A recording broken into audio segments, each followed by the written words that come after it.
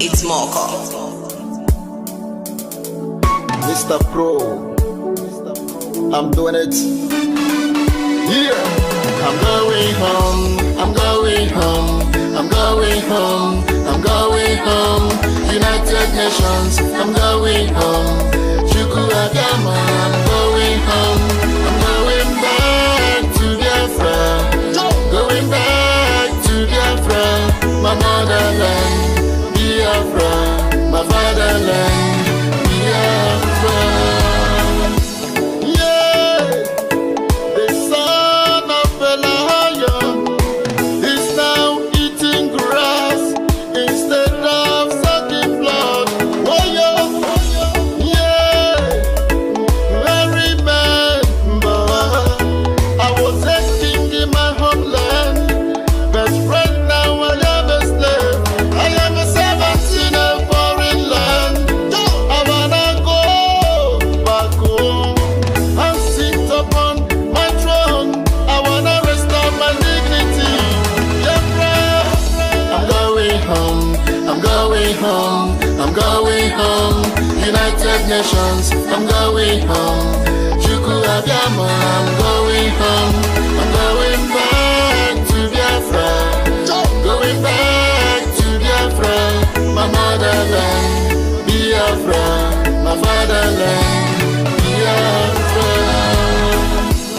Hey, our house has been on fire. That's why we run helter-skelter on our land. There are vampires, and that is why we flee and scatter. We are gone, but not forever. 'Cause very soon we shall gather. Repatriation.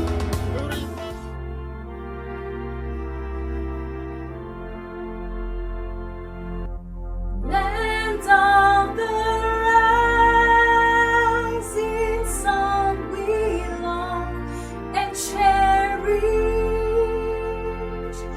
We love it home, land of our great heroes. We must defend our lives, so we shall perish. We shall protect our hearts from all our foes. But if the price is dead for all we hold dear, then let us die without a shred of fear. This is the Broadcasting Corporation of Biafra. Everlasting King of Glory, eternal Rock of Ages, we glorify your name this day for making it possible for your great program to reach your people once more. We glory in your greatness. We bless your holy name for all the goodness you have showered upon your people, the Biafrans. Through the efforts of your children who have come together to make this broadcast a reality, we decree that your blessings shall flow all over the world unto as many that shall listen to this broadcast. At the end, O Lord, your wisdom and your vision shall reverberate in our soul, causing every one of us that have heard this very message and broadcast to go back deeply into the archives of history to churn out great wisdom and intelligence that will help your people to become free. Thank you, Father, for honoring our request today in the mighty name of Yahweh. Amen. And here is a special announcement from the leadership of Biafra government in exile. I think given present events happening across Biafra land and in entire Nigeria today, it is very important that BCB has made the Biafra genocide a big topic to discuss in their special broadcast this October. I'm not going to make a speech, but to make some facts very clear so that every listener, a Biafran, a friend of Biafra, or anyone at all, will be able to understand the facts and be able to see where Biafrans are coming from in their agitation for freedom and for self-determination. Let me start by saying that the UN Charter on the Rights of Indigenous Peoples and the African Union Charter, they all affirm to the adherence to the principles of human and people's rights and freedoms as contained in their declarations, their conventions, and other instruments adopted by the UN and the AU. It is a known fact that the right to self-determination is one right that is inalienable. That means every human being has that right. You cannot deny anyone that right. The idea that indigenous peoples have the right to choose how they want to be governed, who they want to associate with. They have the right to pursue their preferred economic and social development, and the right to worship their God freely, without fear, or being harassed or killed. It is also a known fact that the peoples and nation of Biafra have been denied these rights, forcefully, I must add. In so doing, especially during the War of Survival, heinous crimes against humanity were committed against Biafran people.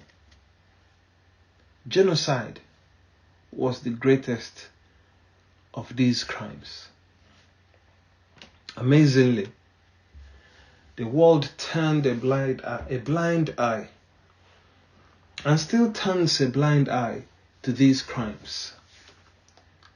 A lot of people argue that there is no proof that the intention during the war was to exterminate a particular ethnic group. However, the idea that it is difficult to prove genocidal intent does not mean that the crime of genocide was not committed. In actual fact, I must argue, based on the findings by a certain Dr. Mensah from Ghana. In 1968, he was the officer responsible for conducting an inquiry into the killings in Biafra land. And his report was published in England on May 31, 1969. This was a report of an independent investigation into Biafra allegations of genocide. The inquiry was, succinctly recorded by Susanna Kronje and Oberon Wu in their book, Biafra, Britain's Shame. And I want to quote from page 113 of that book. This inquiry was held under the auspices. Hold on a second. And I will quote directly from the book. This inquiry was held under the auspices of the International Committee for the Investigation of Crimes of Genocide,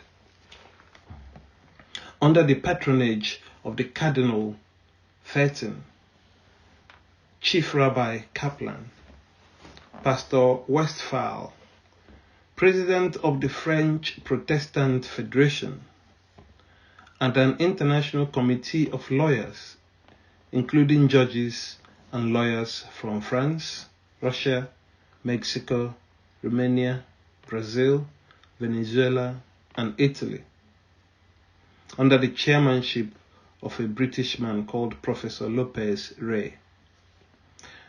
The inquiry, conducted in Biafra and Nigeria from December 1968, took evidence from 650 people in Biafra and 490 people in Nigeria, of which 342 were combatants. So these were soldiers that took part in the war. The officer responsible for conducting the inquiry, as I said earlier, is Dr. Mensah. He interviewed members of the International Observer Team and people serving in the administration on both sides. He records that no impediments were put in the way of his inquiry by either government. His conclusion, which was accepted by the International Committee, was that prima facie evidence of genocide and also of genocidal intent existed. End of quote.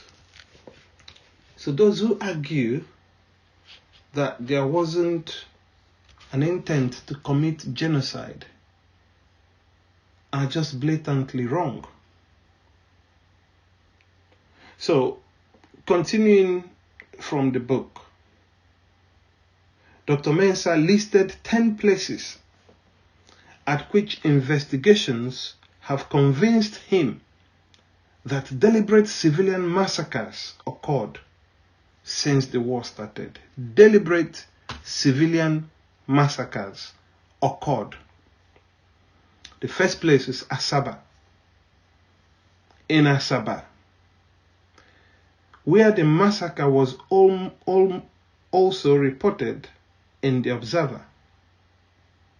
There was also massacre in Bini.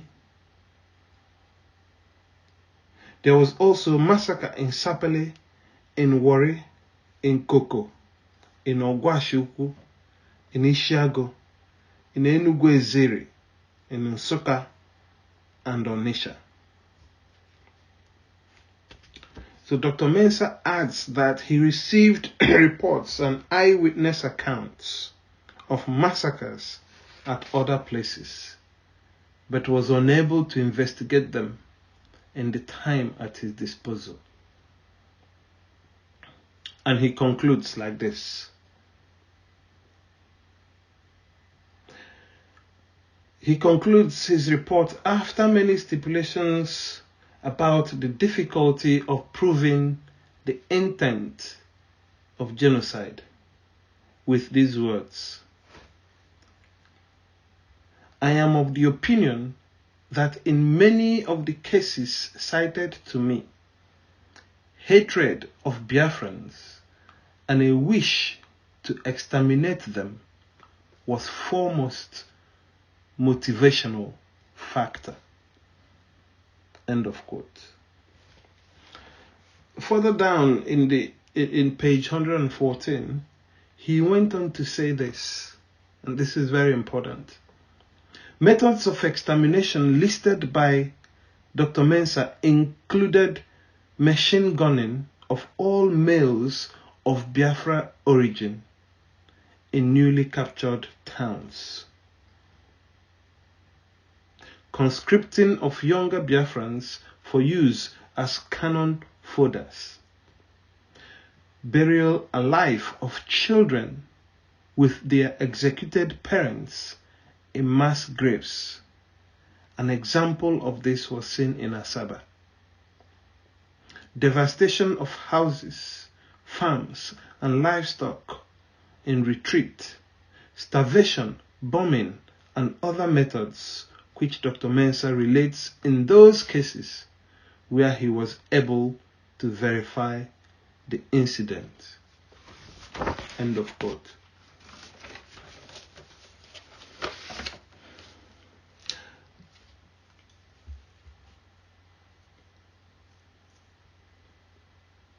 The mere fact that the international community have conveniently chosen to sweep these atrocities under the carpet does not mean that they do not exist or that they did not take place.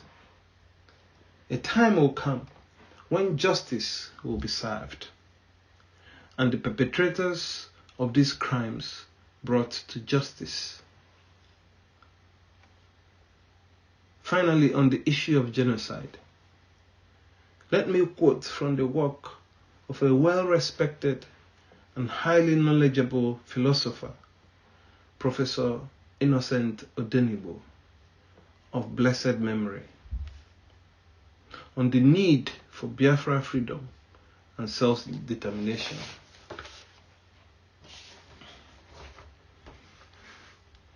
In its genocidal enterprise, Nigeria obtained the ready military and diplomatic assistance of Britain, the former Soviet Union, Spain, the then Organization of African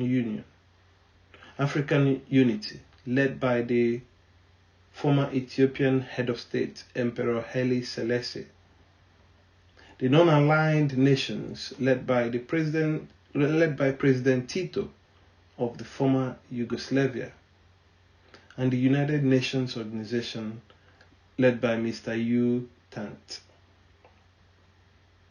The lie being bandied about by Britain and Nigeria was that if Biafra was allowed to secede from Nigeria, the whole of Africa would be afflicted by the disease of secession. Shamelessly, the so-called civilized world colluded with Nigeria in the massacre of millions of Biafran men, women, and children. The principle of human rights was thrown to the winds. Biafra was strangled by overwhelming military force, diplomatic frauds, and starvation. Even Christian charity organizations and the International Red Cross were dissuaded and frustrated by Britain and Nigeria from delivering urgently needed food materials and medicine, which would have saved lives.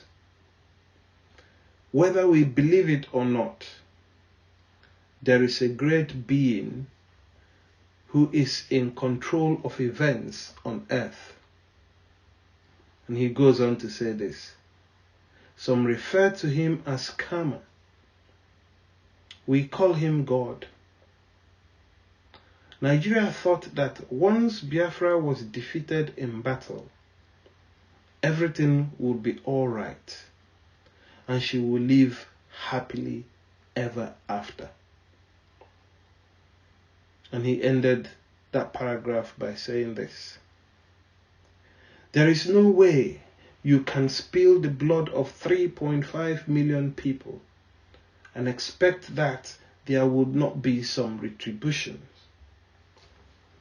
We all know what is happening in Nigeria today. End of quote. The most worrying thing is that these crimes against Biafrans are still going on today. All over the social media, all over the news, you will see very disturbing pictures, very disturbing stories about the killings of our people. It has become more pronounced under the current government, whose agenda is to promote Islamic rule in Nigeria. young Biafrans are murdered daily by the Nigerian army, the police, and the DSS. Thousands killed, kidnapped, disappeared without return.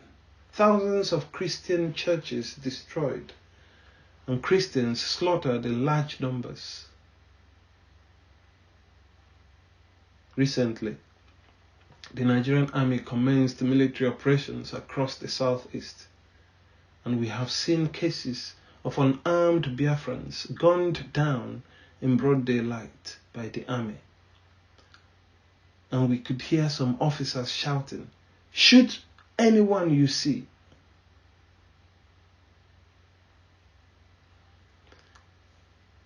The agitation for the restoration of the state of Biafra has been and is still a peaceful agitation. All pro-Biafra groups have remained peaceful, including IPOB led by Nnamdi Kanu, have remained peaceful despite extreme provocations from the Nigerian army, the Nigerian police, and the DSS.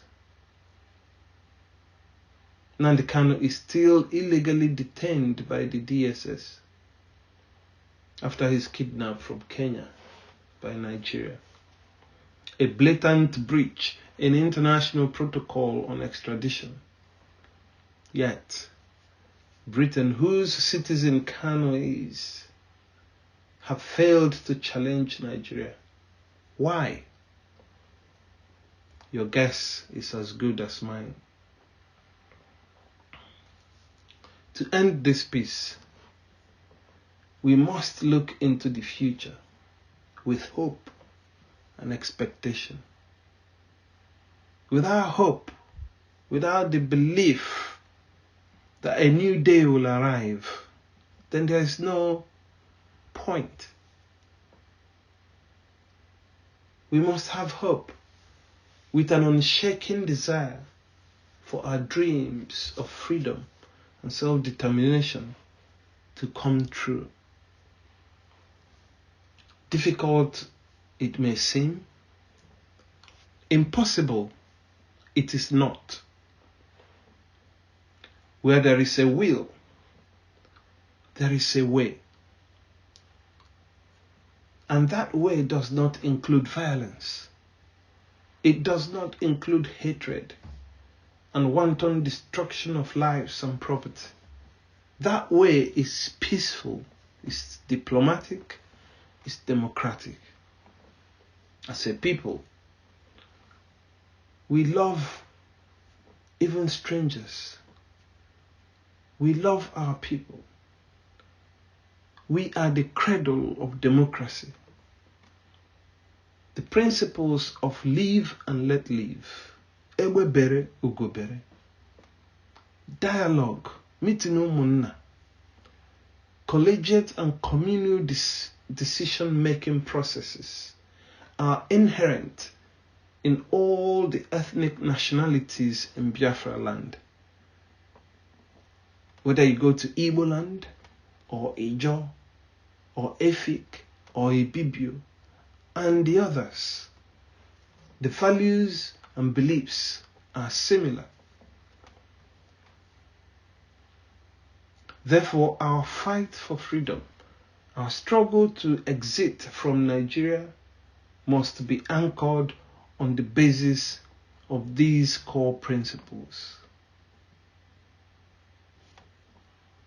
We did not start the war in 1967. We were pushed to the wall. Our people were slaughtered in the north in thousands. We were attacked by Nigeria. These are the facts. The men in Asaba, young and old, came out peacefully. They were all lined up and gunned down. Defenseless. No resistance. A painful death. The intention was to kill every living male of a particular ethnic group. That is the definition of genocide. It was genocide in all intent and purposes. It was a crime against humanity, and the perpetrators must be brought to justice. Part of justice for us will be for Biafrans to be allowed to decide for themselves where they want to belong, in a referendum or a plebiscite. It is the right thing to do. It is a civilized way of resolving political issues. And so Biafrans deserve it. They deserve to be given their space, their time, their safety, to be able to speak and for their voices to be heard. If they decide to remain in one Nigeria, so be it. If they decide to be a separate nation from Nigeria, that view must be respected. Every Biafran life is sacred. It must not be killed. God bless you all, Biafrans and friends of Biafra, and may God bless the Republic of Biafra.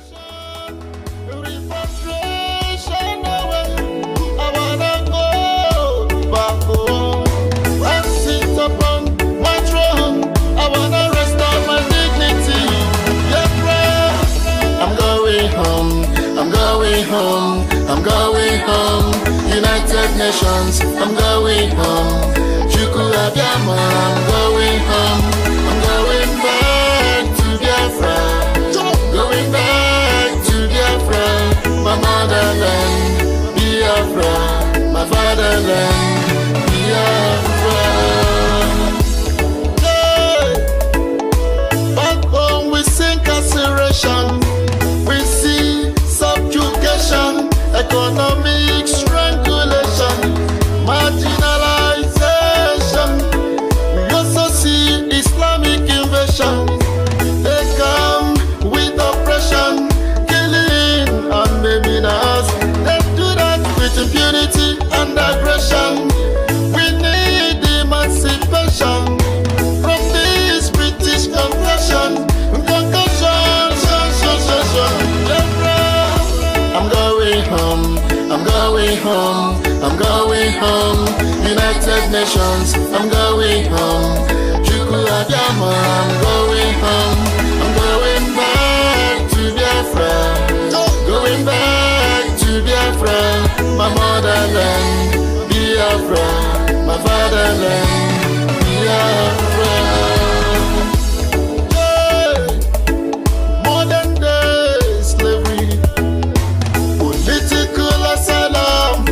So many years on exile, it's time to gain our freedom.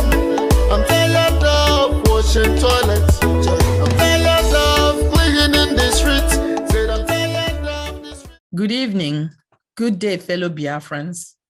This is BCB, the Broadcasting Corporation of Biafra, and I am Rosama. This is BCB News Bulletin. Security Dialogue Retreat.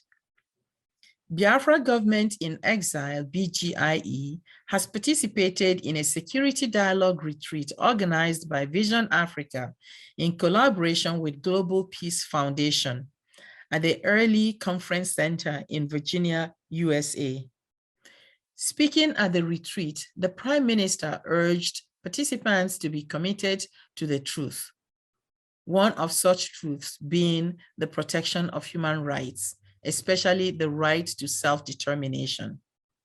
Supporting the notion that every human being has the right to freedom, the Prime Minister emphasized the need for mutual respect, service to humanity, and a safe avenue for indigenous peoples to choose for themselves how they want to be governed and with whom they want to associate. He further said that Biafrans are seeking a peaceful exit from Nigeria to avoid more violence and instability, in the same way the Czech Republic and Slovakia separated peacefully into two countries from the old Czechoslovakia. The retreat, which began on Monday 18th and ended on Tuesday 20th October 2021, was attended by a special delegation of religious and civil society leaders. The purpose of the retreat was to bring stakeholders together to address and seek lasting solutions to Nigeria's grave challenges, beginning from an affirmation of transcendent truths that define our shared humanity honestly and transparently. Attack on traditional rulers in Okudo in Njaba, LGA. At least 2 traditional leaders were shot dead and several others were severely wounded as gunmen stormed the local government headquarters where they were having a meeting and opened fire on them. Eyewitness account indicates that the victims are His Royal Highness, the Eze of Okudo and Eze of Ihebinowere communities. Reporting on the callous attack, Honorable Dr. Citizen Ikenna Samuel Ekenwohia Ndiwo believes that the killings in the Southeast by unknown gunmen are the works of the Nigerian police force and other security agencies. He stated that the summary of the police report on the Njaba killing is that they were not notified of the meeting at the council headquarters. But the council chairman, in his defense, countered, revealing that the force was adequately notified ahead of time of the meeting of the traditional rulers. According to the chairman, the Operation Search and Flush of the police unit in Njaba LGA came to the venue of the meeting because he, the chairman, had invited them. But the unit suddenly left the venue less than an hour before the supposed unknown gunmen struck and killed the victims. The chairman further stated that he had objected to the police officers' departure, but they had insisted that they had received instructions from their commander to withdraw, a development which triggered suspicion. The member representing Nkwere, Isu, Nwangele, and Njaba Federal Constituency, Honorable Ugonna Ozoribo, condemned the attack and called it a desecration of Igbo culture and tradition. He also called on the security agencies to speedily bring the perpetrators to justice. Trial of Mazi Nnamdi Kanu. The federal government of Nigeria has recommenced her trial of the leader of IPOB, Mazi Nnamdi Kanu, at the Federal High Court in Abuja. The Department of State Security, DSS, finally brought Kanu to court accompanied by over 3,000 armed police, DSS, and civil defense operatives with over 200 armored vehicles and hundreds of Hilux military-type vehicles. It is estimated that the cost of bringing Kanu to court by the DSS on Thursday, 21st October 2021, could reach over 500 million naira of taxpayers' money in a country that is adjudged the poverty capital of the world. The charges against Kanu include making radio broadcasts from the UK, preparing Southeast and South-South communities in Kogi and Benue to secede from Nigeria and join Biafra, using the Radio Biafra station to call Buhari names such as terrorist, pedophile, idiot, and evil. Also in the charge are that Kanu imported a radio transmitter into Nigeria, encouraged his supporters to kill security men and their families, and used his radio to declare a sit at home. Clearly, these charges are absurd and almost comical. We cannot take them seriously. It seems this government wants to hold Kanu accountable over his verbal pronouncements and demand for the rights of his people. But the same government and its officials, including its security forces, have diligently paid millions of naira in ransom to appease Boko Haram and Islamic State West Africa, who send their marauding Fulani herding killers and kidnapping stooges to target and kill or kidnap ordinary citizens.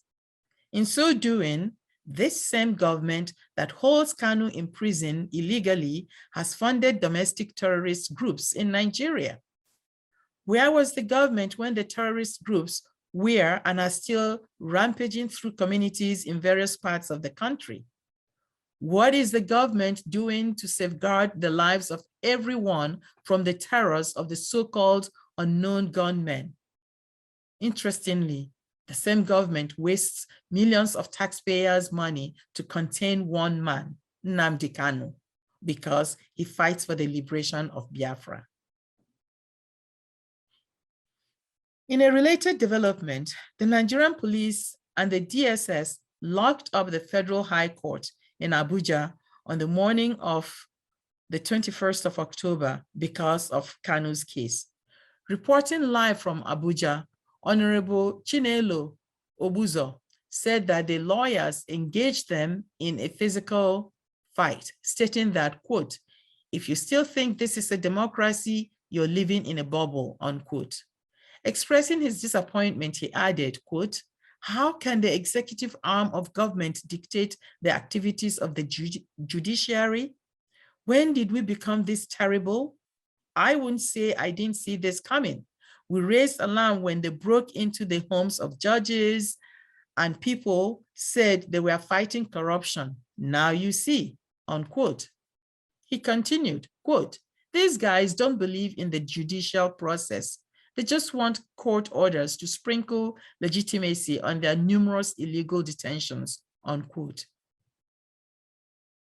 IPOB proposes 1-week lockdown of the Southeast if Kanu is not released by 4th November, beginning from 5th to 10th November. In an official IPOB release by the Directorate of State, DOS, the highest leadership body of the pro-Biafra group, the head of DOS, Chika Edozie, stated that, quote, "Our leader, Mazen Nnamdi Kanu, has not committed any crime, and the Nigerian government cannot continue to detain him illegally," unquote. During the hearing at the Abuja Federal High Court on Thursday, the 21st of October, heavily armed DSS officers prevented journalists, lawyers, traditional rulers, and many supporters who came from all over the country from entering the court's premises. Mr. Edozie said that IPOB will not accept that practice or accept a secret trial of their leader. He stated that Kanu must be released unconditionally before 4th November because he did not commit any crime. Biafra Provisional Government calls for the right of the Biafran peoples to self-determination to be acknowledged and recognized, and also calls for the release of Mazi Nnamdi Kanu and the recognition of his rights and dignity. Police brutality against innocent young Biafrans is at an all-time high. Biafra Provisional Government calls on the Nigerian government to address these dangerous issues that have become a daily occurrence in the Southeast. Innocent commuters are forced to alight from their vehicles and walk over 50 yards to a police or army checkpoint with hands raised above their heads.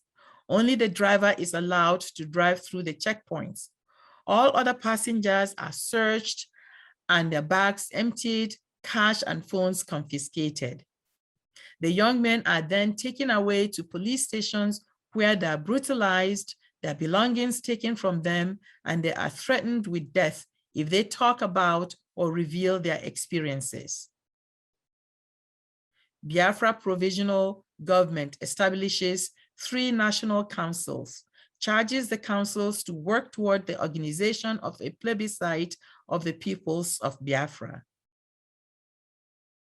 Speaking to BCB, the head of the National Mobilization Council, Professor Christian Wakamma stated that the council will facilitate grassroots structures in their regions in preparation for a plebiscite for the people to decide whether they want to remain in or exit from Nigeria and become an independent Biafra nation.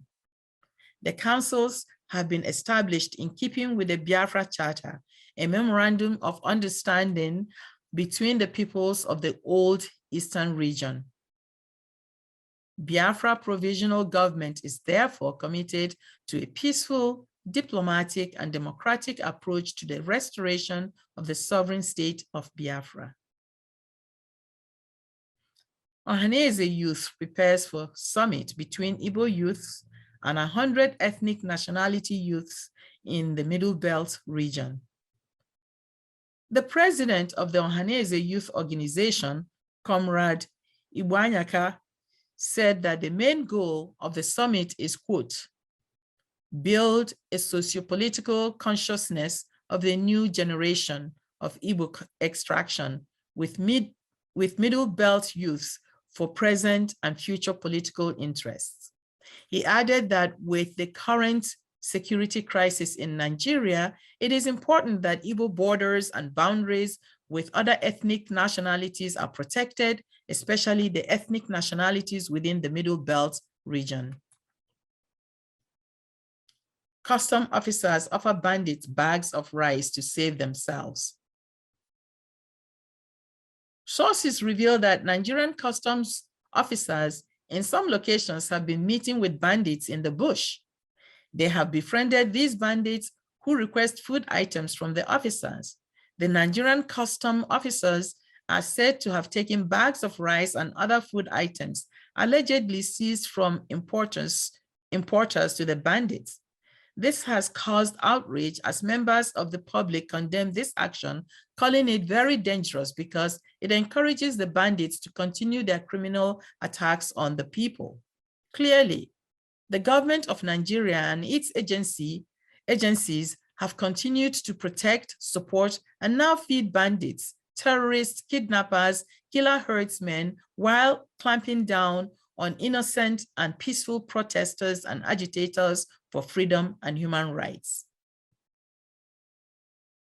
Slated elections take place in Anambra State. Gubernatorial elections are slated in Anambra State for November 6th. The incumbent governor, Willie Obiano, of All Progressive Grand Alliance, APGA, is term limited and cannot run for a third term. The elections have been hampered by protracted litigations and conflicting court rulings. Currently contending are the following: Anambra South Senator Andy Uba for APC, Anambra South Senator Ifeanyi Uba for Young Progressive Party, YPP, former Central Bank Governor Charles Chukwuma Soludo for APGA, and as of September, former Transcorp CEO Valentine Chineto Ozigbo for PDP. According to Vanguard Nigeria, quote, Chairman, Independent National Electoral Commission, INEC, Professor Mahmoud Yakubu has said that the commission is ready for the November 6th governorship election in Anambra, unquote. The newspaper continues, he said this at a meeting with the Joint National Assembly Committee, INEC, on electoral matters to engage with the commission over the forthcoming election in Abuja on Wednesday, October the 27th, unquote. According to the chairman, quote, as far as INEC is concerned, we are good to go on November the 6th, unquote. But according to Sahara reports, the election is in crisis due to the mass resignation of INEC election workers. The newspaper reports, quote, thousands of ad hoc workers for the Anambra State governorship election have resigned due to fear of attacks by members of the indigenous people of Biafra, IPOB, unquote. BGIE advises Anambra people to go about their lives in a peaceful and safe manner. Do not allow yourselves to be used for any form of violence and thuggery. Your vote is your right and should always count. However, bear in mind that in Nigeria, votes don't count. Criminal and corrupt politicians have hijacked the process. The constitution upon which elections are conducted is flawed. So we urge you to seriously consider boycotting this election, but it must be your choice, and no one should force you against your will either way, unquote. EFCC grills former Kano State governor over alleged corruption. According to Vanguard Nigeria, quote, former governor of Kano State, Rabiu Musa Kwankwaso, reported to the Economic and Financial Crimes Commission, EFCC, on October 16th and was grilled by a team of operatives at the commission's headquarters, Abuja, over allegations of abuse of office, diversion of public funds, and fraudulent allocation of government properties to cronies, unquote. It should be known that Kwankwaso is the current chair of the People's Democratic Party, PDP. Vanguard further reports that, quote, an associate of the politician informed Vanguard that he might have been invited in relation to a petition by some retired employees of the Kano State government who had earlier petitioned the EFCC, complaining that the former governor mismanaged pension remittances to the tune of 10 billion naira between 2011 and 2015 to fund a housing project for his cronies. What else is new in Nigeria, you might ask? Nothing. The more things change, the more they stay the same. No wonder people have lost trust in this wobbling, diseased body called Nigeria. It is corruption, corruption, corruption, and cronyism.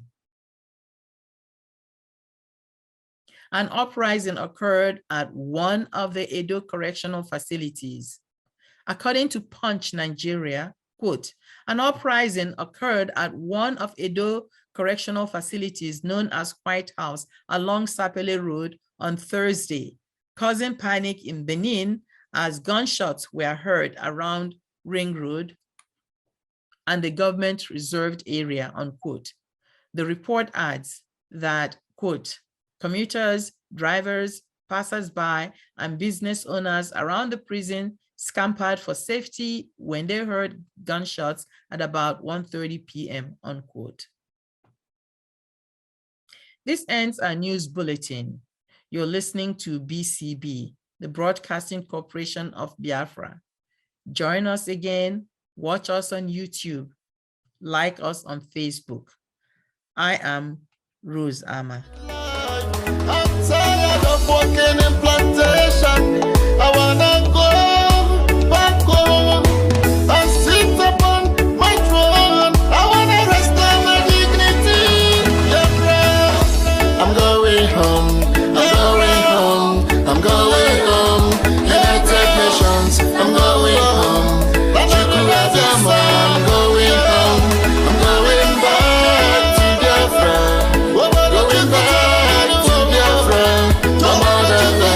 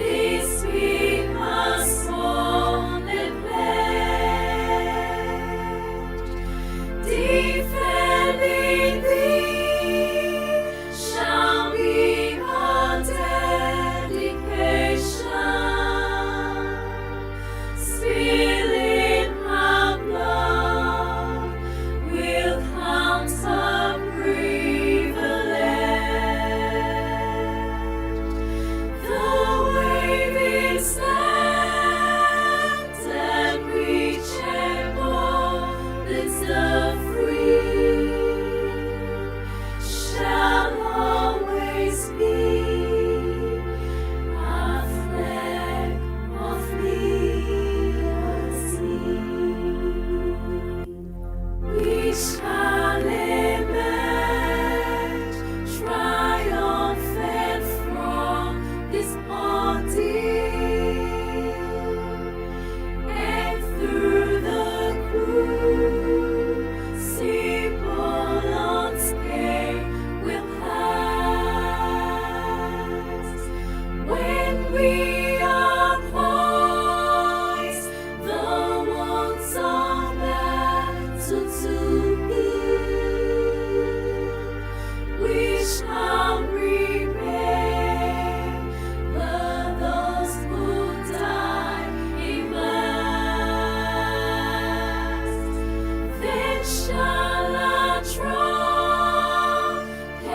peal the glorious song of victory. We score, oh mighty rock. Oh God, protect us from the heathen pitfall. Guide all our movements, lest we go astray. Give us the strength